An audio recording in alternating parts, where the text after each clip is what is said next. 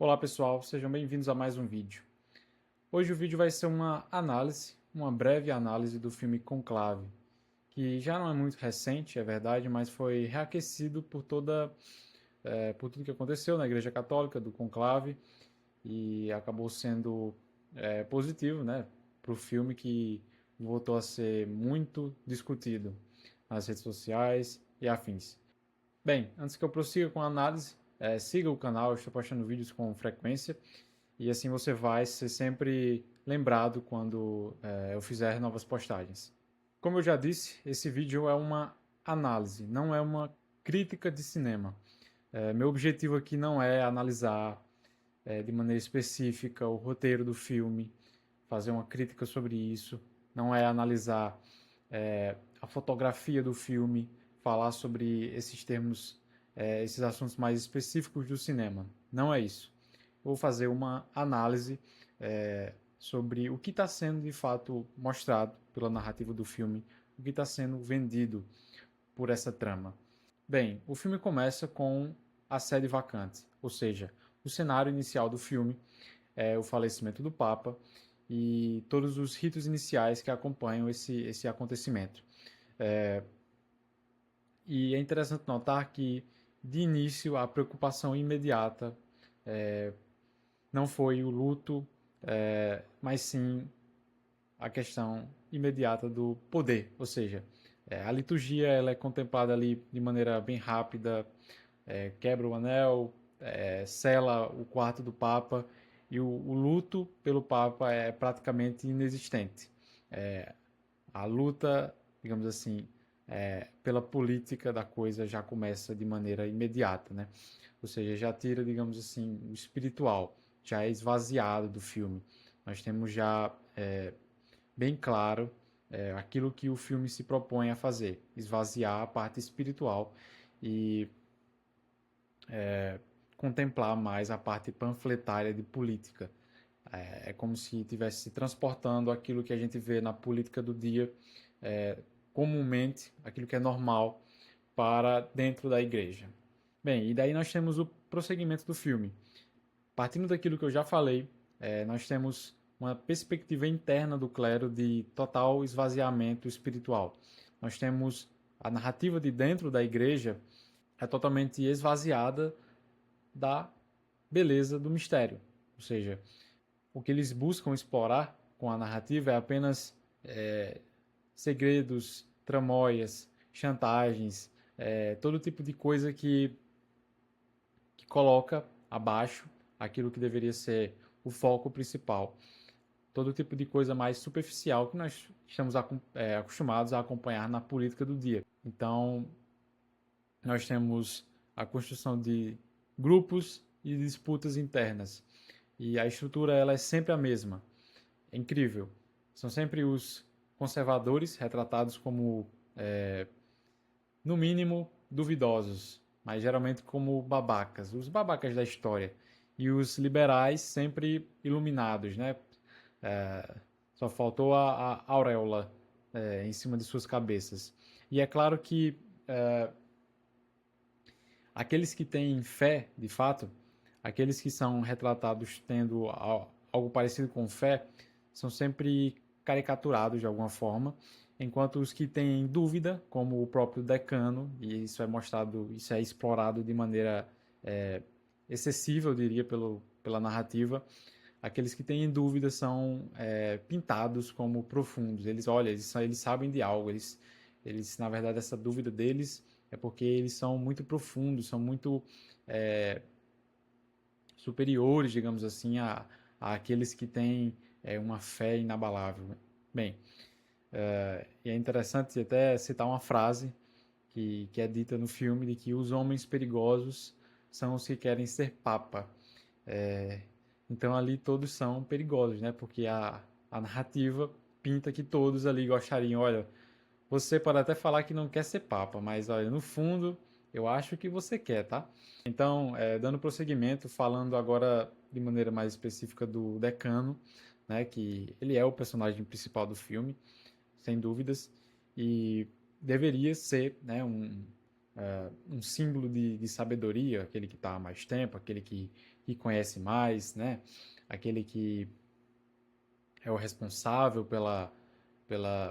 pelo conclave, para que tudo vá bem, né? Mas ele, na verdade, é retratado como emocionalmente instável, completamente instável, inseguro e atormentado. Veja bem, não estou falando que pessoas sábias não passam por momentos difíceis, que elas não são, é, que elas não estão em determinados momentos fragilizadas pelo trabalho, por tudo aquilo, pelos demônios que assombram a todos nós. E essas pessoas sábias elas não escapam disso. Porém, é inegável que o filme tenta usar disso para, né, estabelecer uma, uma estrutura ideológica bem clara. A narrativa do filme vai usando disso, vai usando dessa instabilidade para mostrar que, olha, na verdade, aqueles que têm fé, aqueles que têm uma fé inabalável, que quando a tormenta aparece, eles parecem que se tornam mais fortes, esses aí não, olha, esses aí não estão muito bem. Na verdade, é esse aqui que está a todo momento indeciso, a todo momento fragilizado, que na verdade tem algo a nos mostrar de mais profundo. Então, nós temos uma inversão simbólica. É aquele recurso típico, ideológico, de colocar sempre a emoção, a razão. A emoção sempre vai sobrepor a razão nesses casos. E é o que a gente vê de maneira muito clara nesse filme. E, como era de se esperar, a parte teológica da coisa é completamente dominada pela política, né? A fé é basicamente inexistente, ela desaparece do filme. Deus, a fé, o Espírito Santo são apenas recursos dramáticos, né? Quando invocados é sempre com aquele sentimentalismo barato, né? Não há uma única cena que retrate o clero como homens realmente de fé. E daí tem uma frase bem emblemática disso que eu separei, que é a seguinte: a certeza é inimiga da unidade. Isso é colocado de maneira bem forte no filme, ou seja, a dúvida que é sempre a virtude maior, né? A certeza da fé se torna um erro moral, basicamente, no filme.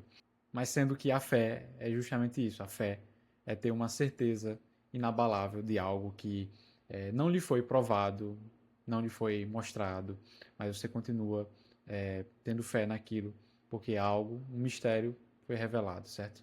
Então o filme é construído em cima de política, em cima de relacionamentos completamente superficiais. Nós temos um Big Brother, né? É um, B, é um BBV, é um Big Brother Vaticano. Vira praticamente um reality show aquilo. É muito feio, eu diria.